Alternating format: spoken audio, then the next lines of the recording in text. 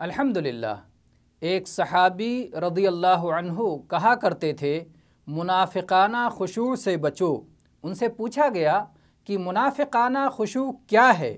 انہوں نے جواب دیا، منافقانہ خشوع یہ ہے کہ جسم پر خشوع نظر آئے لیکن دل خشوع سے خالی ہو۔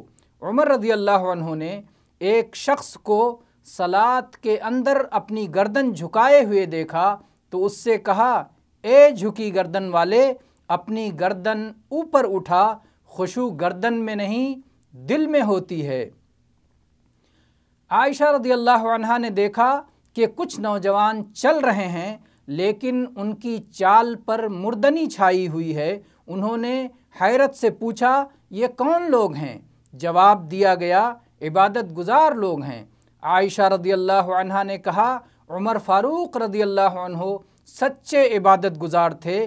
وہ جب چلتے تھے تو تیز رفتاری سے چلتے تھے، جب کوئی بات کہتے تھے تو بلند آواز سے کہتے تھے، جب کسی کو مارتے تھے تو سخت مار مارتے تھے، اور جب کسی کو کھانا کھلاتے تھے تو آسودہ کر دیتے تھے۔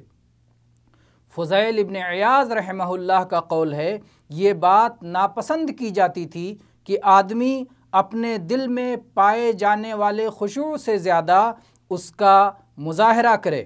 حذیفہ رضی اللہ عنہ کا قول ہے، تمہارے دین میں سب سے پہلے جو چیز ختم ہوگی وہ خشوع ہے، اور سب سے آخر میں جو چیز ختم ہوگی وہ صلاۃ ہے۔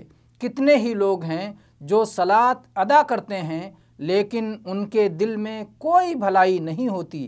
ایک وقت آئے گا کہ جامع مسجد میں آپ داخل ہوں گے لیکن وہاں ایک بھی خشوع والا شخص آپ کو نظر نہیں آئے گا۔